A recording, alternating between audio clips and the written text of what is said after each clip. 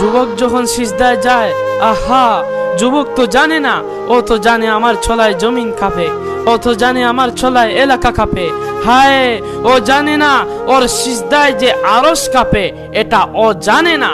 যদি জানতো তো এলাকা কাঁপাইতো না, যদি জানতো তো জমিন কাঁপাইতো না।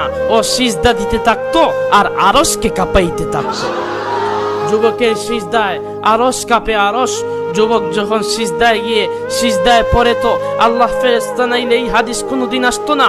আল্লাহ ফেরেশতাকে বলে, উনজুর ইলা শাব মাগা ইয়াফআল, যুবকের দিকে তাকাতো কি করে আল্লাহ জানেন।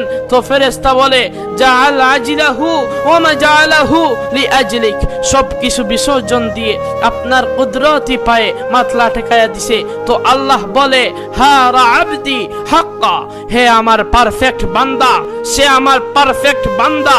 ইন্নি উবাহি বিহিল মালাইকা, তোমাদের উপর আমি একে নিয়ে গৌরব করি।